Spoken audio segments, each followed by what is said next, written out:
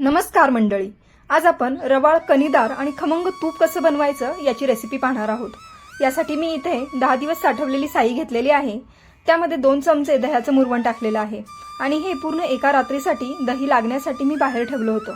त्यानंतर दुसऱ्या दिवशी सकाळी साधारण 2 ते 3 तासांसाठी हे फ्रीजमध्ये ठेवायचे आणि त्यासोबत 1 तांब्या पाणी मी फ्रीजरला ठेवला होता की जेणेकरून उन्हाळ्यामध्ये थंड पाण्यामध्ये लोणी अगदी झटपट निघतं, तसंच हिवाळ्यामध्ये कोमट पाण्यासोबत लोणी काढायचं म्हणजे अगदी घट्ट आणि खूप पटकन असं लोणी आपलं तयार होतं।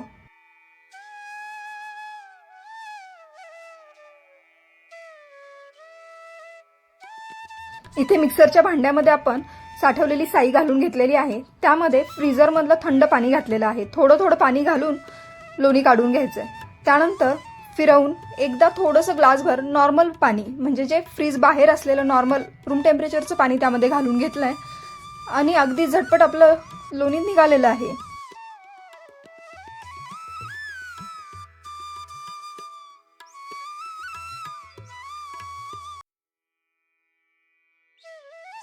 अशा पद्धतीने अगदी 1-1.5 मिनिटांमध्येच आपलं लोणी छान तयार झालेलं आहे।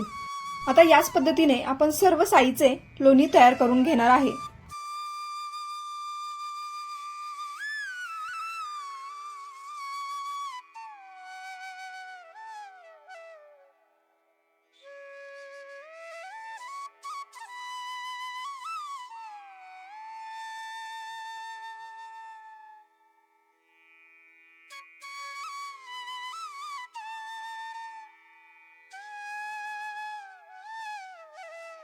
आपलं इथे सर्व साईचं लोणी काढून तयार आहे। अगदी हलक्या हाताने सर्व लोणी जमा करून त्याचा एक छान गोळा बनवून घ्यायचा आहे आणि हा गोळा स्वच्छ पाण्याने 1 ते 2 वेळा धुवून घ्यायचा आहे की जेणेकरून जो लोण्याचा आंबटपणा असतो किंवा दह्याचा जो त्याला थोडासा आंबटपणा आलेला असतो तो निघून जातो।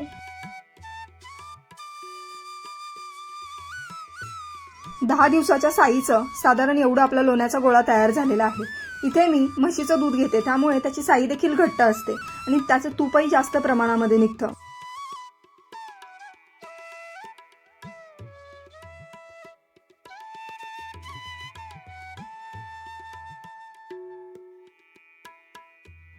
आता हे लोणी आपण डब्यातून कढईमध्ये शिफ्ट करून घेऊ की जेणेकरून आपल्याला ते स्वच्छ छान धुवून घेता येईल मोठ्या भांड्यामध्ये आणि त्याच कढईमध्ये आपण हे लोणी कढवण्यासाठी म्हणजे तूप तयार करण्यासाठी ठेवून देणार आहे।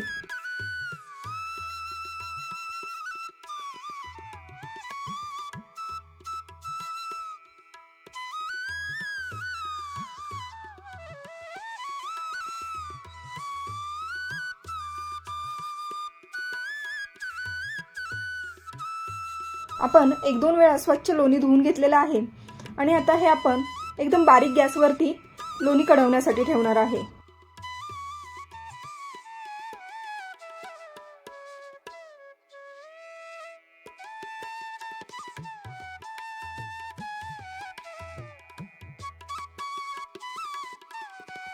एकदा लोणी छान वितळेपर्यंत तुम्ही ते हलवू शकता, पण त्यानंतर अजिबात लोणी हलवायचं नाहीये।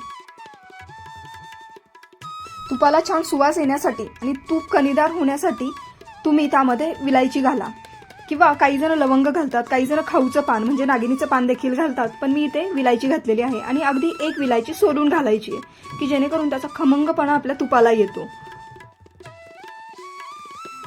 लोणी छान कढवल्यानंतर त्याला असा फेस येतो तेव्हा समजून जायचंय की आपलं तूप तयार आहे आणि त्यानंतर गॅस बंद करायचा। अति प्रमाणामध्ये लोणी कढवायचं नाहीये, नाहीतर तुपाचा रंग चेंज होतो।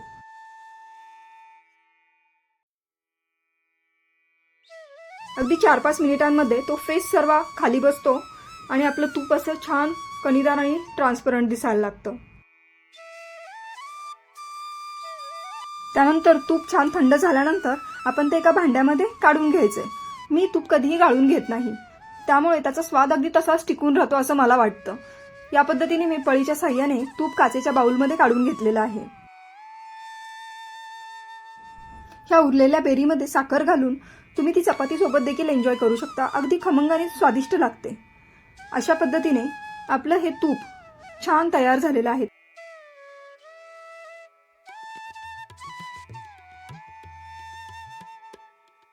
दुसऱ्या दिवशी हे तूप साधारण असं दिसतं। आता उन्हाळा असल्यामुळे पूर्णपणे तूप घट्ट झालेलं नाहीये, पण अगदी कणीदार असं तयार झालंय.